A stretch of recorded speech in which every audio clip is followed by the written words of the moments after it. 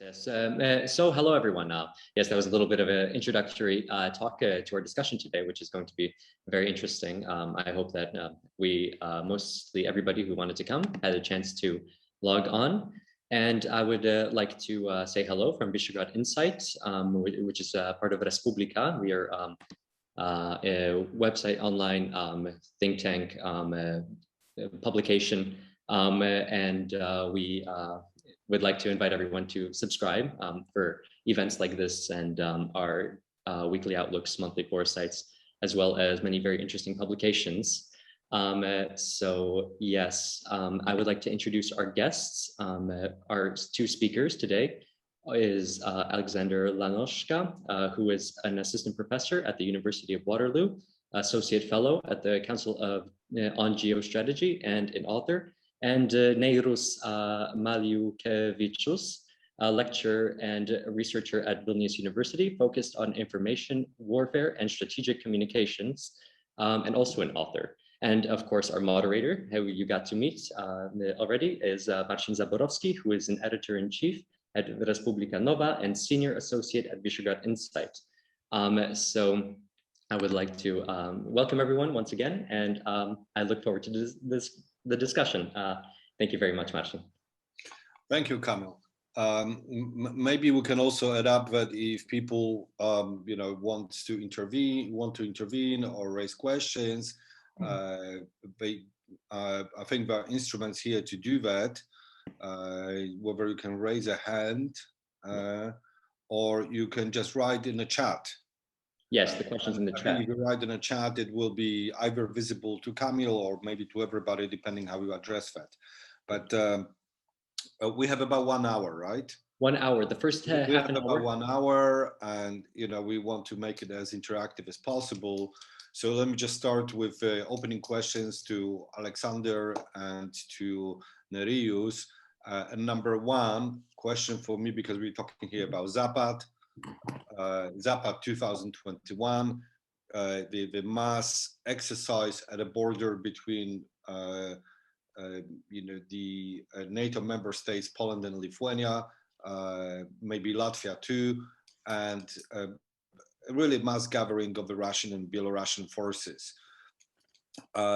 This is not for the first time that this is happening, right? I mean, Zapad is a periodical exercise.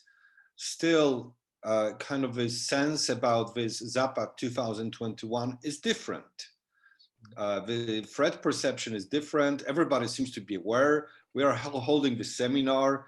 I'm not quite sure we were doing it 2 years ago when we had another edition of Zapad. So what's going on? How different is this edition of Zapad from the former ones? And let me just ask both Alexander and Nerijus, perhaps starting with Alexander. Sure. Thank you, Marcin, and thank you, Kamil, for inviting me on this program. Really appreciate the opportunity to speak about the Zapad 21 exercise. What is different this time around? Well, there are two things that are different. One, less obviously, is that we're actually less fearful of this year's military exercises than we were in 2017. In 2017, there was a lot of talk about how Russia was using the military exercises as a pretext to dislodge Alexander Lukashenko or to annex parts of Belarusian territory. We don't see that sort of media discussion or media frenzy as we have 4 years ago when the last Zapad exercises were taking place. That being said, the threat environment is actually worse than they were 4 years ago, notwithstanding the lack of sensationalist press that we see in the media. And the reason is quite obvious. This situation in Belarus has profoundly changed since August of last year, when the presidential elections resulted in massive protests and an increased willingness on the part of the Belarusian regime to undertake repressive measures against members of its population. So that's like the two big differences that I see, but of course there are obviously some subtle differences. One pertains to the numbers controversy. So according to the Vienna document of 2011, members of the OSCE, which includes Russia of course, must invite foreign observers to any military exercise that features 13,000 troops or more. This is not a legal commitment, but a political obligation. True to form, Russia skirts this obligation by saying that this time around, 12,800 personnel will be involved in these exercises, with about 2,500 officially in Belarus. But like in 2017, we have good reasons to be very suspicious of these figures. One Russian military leader even said that there'll be as many as 200,000 military personnel involved in these exercises. Now, most experts do not think the actual number will be that large. In Zapad 2017, for example, about 50 to 60,000 military personnel took part. I suspect a greater number will take part in this year's exercises, but the number will probably fall short still of the 200,000 personnel given by Major General Evgeny Ilyin a couple of weeks ago. And of that number, fictional as it may be, 2,500 Russians will be in Belarus. But again, there's some suspicion that the real figure is going to be much larger, not least because there are 1 or 2 battalion tactical groups near Baranowiczi. There's an undisclosed number near Brest. And there are, of course, air defense units that have appeared near Ronda, which is about 10 miles from the Polish border. And so there has also been reports in the last 24 hours of Russian fighter jets also arriving in Baranowiczi. And so this suggests to many observers that those fears that I mentioned earlier in 2017, that there's some sort of pretext for a soft takeover of Belarus might actually have some sort of foundation. Not that we expect a Crimea-style operation this time around. Belarus is much larger, it'll be much more difficult, much more costly for Russia. But still, some observers have argued that Russia might finally get what it wants, which is to say a steady, permanent military presence, however small a number, and that military presence could actually be located not in the eastern parts of Belarus, closer to Smolensk, for instance, but actually closer to the Polish border, which in turn would be very destabilizing for European NATO. Thank you, Alexander. This sounds quite worrisome. Now, Nerijus, how does it look from Lithuania's perspective? Is exercises any different than the former ones? Does it raise a sense of anxiety and insecurity in Lithuania? What are the scenarios which are considered there? I first of all would like to thank for having me here to discuss Zapad with you and with colleagues. I would concur with Alexander about the principal differences. I would say Zapad 2021 is happening in a different context, and I would say it's in our case a kind of a perfect storm scenario or situation. What I mean by that, we have multiple crises going on. We have pandemia, we have Lukashenko's organized or weaponized migration crisis, and now we have Zapad on our hands. In some respect, when actually recently I was rereading Russian military strategies, it caught my thought that from their perspective, this holistic approach towards campaigns where you start the ladder of escalation into your goal position. Sometimes this weaponization of migrations, you get a feeling that it is part of the scenario or part of the war game. But at the same time, you have to hold yourself back a bit and realize that then it can become a trap when you start describing everything in the terms of, I don't know, Zapad scenarios and so on. So yes, the difference is probably that 2017 was a kind of information shock in Lithuania, in our region. I just remember myself when the papers were full of scenario of Vaishnoria, Vesbaria, and then the legends of that time. even going into the humorous part of creating fake republics online and so on. And now we have as well a new type scenario. We now have Nerijus versus Palesia and those legends. But you get a feeling that it becomes a routine. Now it isn't a topical issue. Yes, we understand that it's a continuation of the same approach towards building military scenario. And the media information space in our environment is kind of a calm. With respect to Belarus, definitely the situation is different, and I would probably say that what Russia is doing with Zapad, they are simply kind of demonstrating this military posture despite of Belarus, or Belarus being just near here. What I mean by that, simply declaring their sphere of interest in Belarus, their sphere of military interests, by the way of communicating how would they react to a kind of color revolutions and then go into military actions and so on.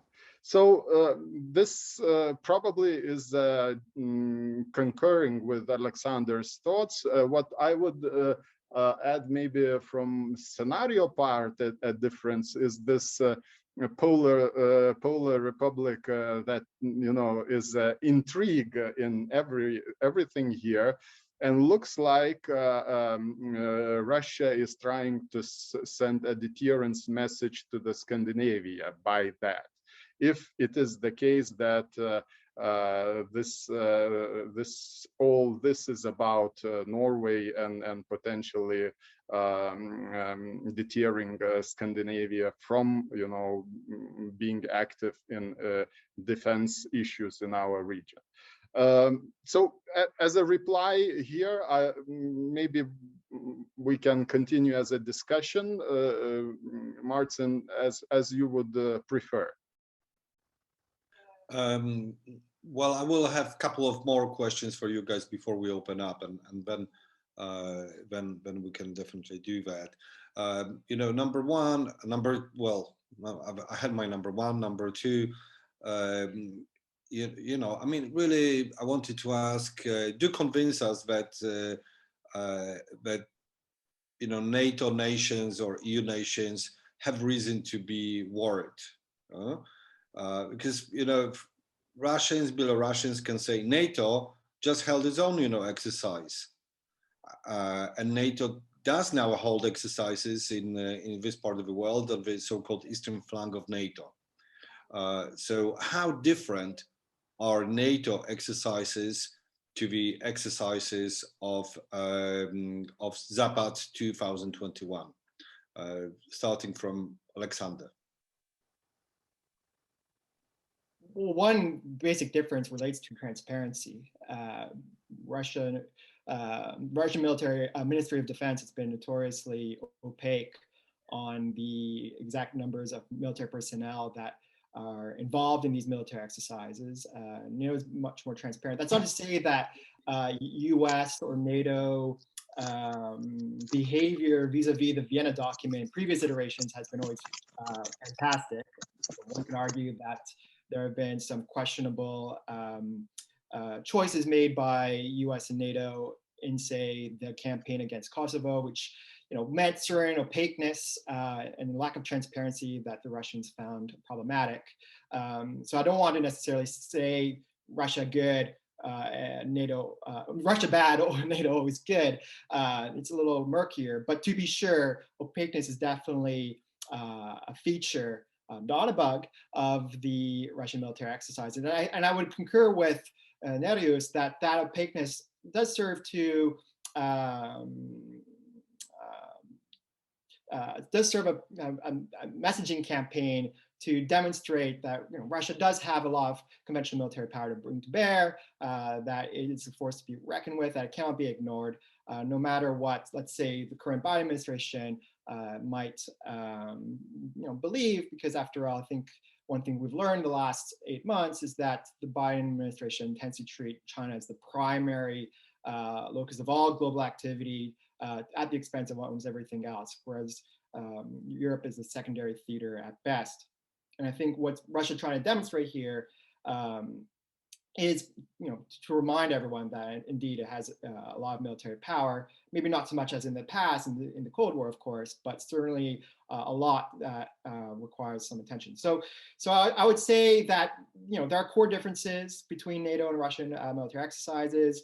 I wouldn't want to emphasize too much the fealty of US and NATO defense planners to the Vienna document, if I'm being honest. I think the record of the United States and NATO is much better, of course, but it's not entirely without problems.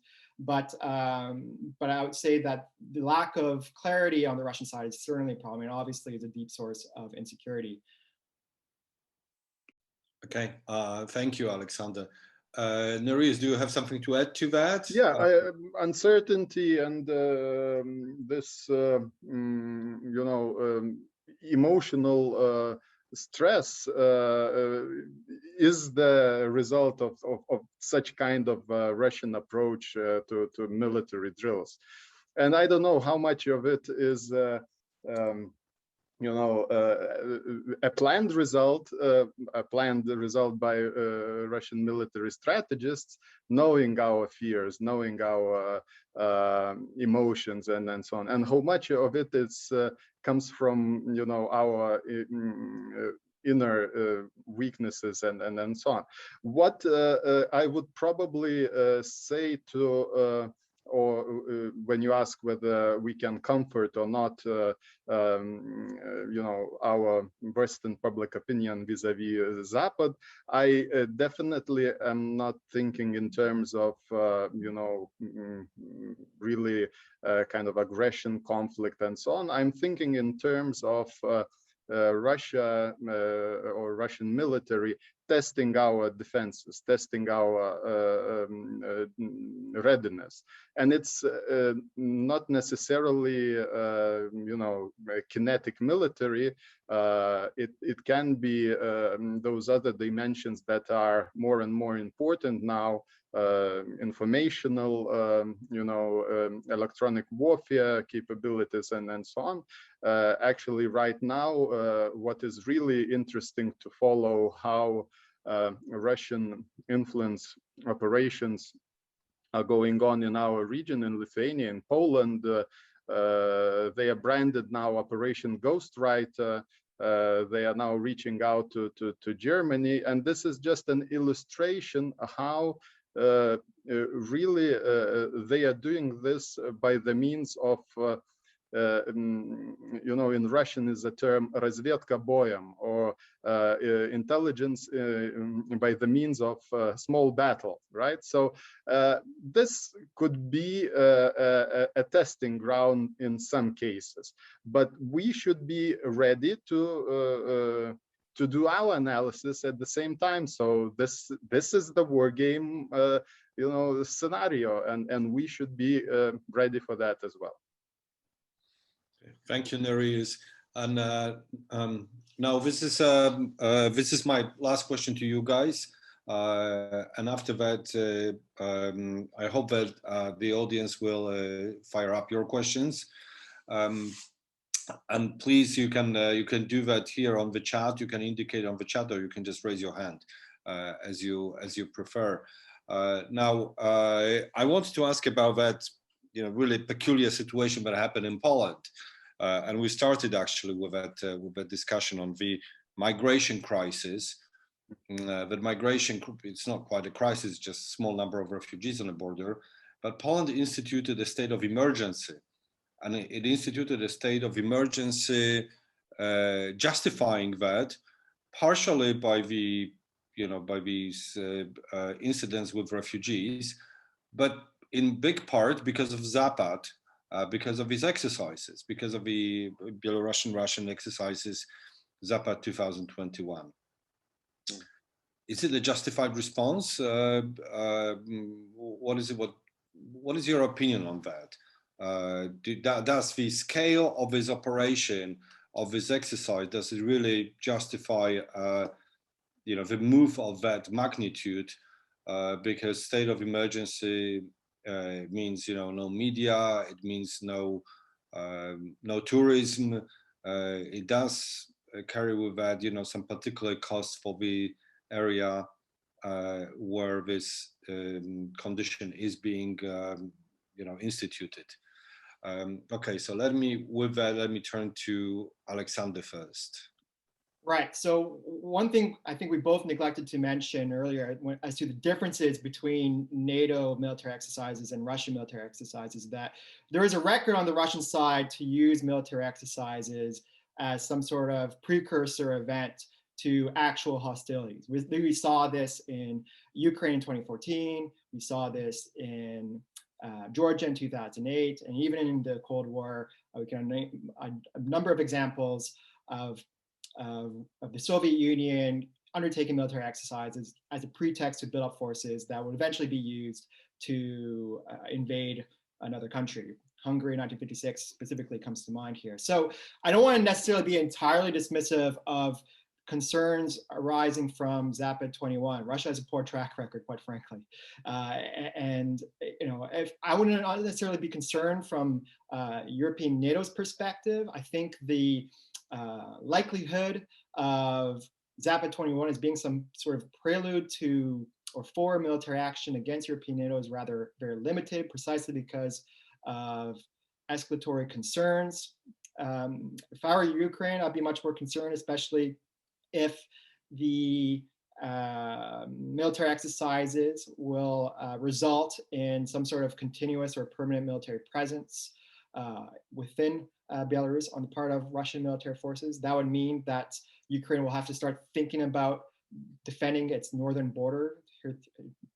To date, that has just not been the case, and already Ukraine armed forces are rather spread thin across the line of contact in eastern Ukraine. But to answer your question directly, I suspect the migrant crisis would have provoked some sort of response, like a state of emergency. Lithuania and Latvia have done more or less the same thing. I take the point that perhaps fears of Zapad materializing into some sort of military assault is probably very much exaggerated, although it cannot entirely be discounted because predictions are very fraught business in international relations.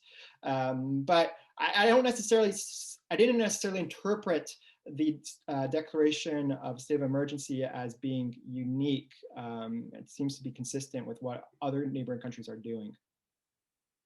Mm-hmm. Well, this was for the first time since 1981 that Poland declared a state of emergency of some nature. So it is quite a watershed in our contemporary history. And what Lithuania and Latvia declared is not quite a state of emergency. I think this is just a state of a heightened security. I mean, that's what it's called. There are some different constitutional provisions for that. And the one which they've done in Poland is more radical. Sure. And at least in the official justification given to the parliament, Zapad was used or was quoted as the reason why that had to be done, together with the number of about 30 refugees stranded at the border.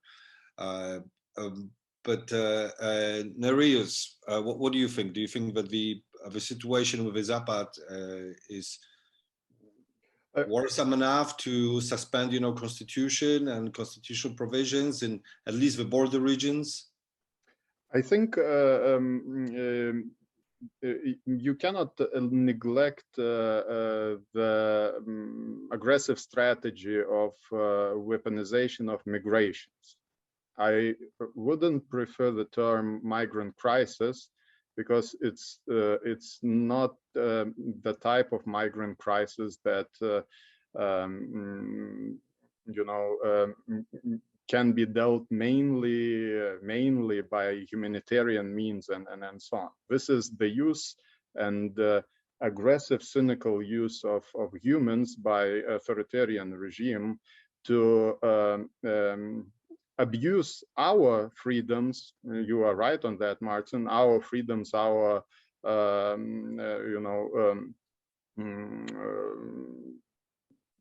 democratic principles, and then put stress on that, and then turn that upside down and show and add on top propaganda narratives and show how aggressive we are for Belarusian public and so on and so on. I don't have a right recipe, but looking into Lithuanian experience, I would comment maybe from what I see is that you in Poland are now going through the first phase of a stress test that we went, as I said, somewhere around July.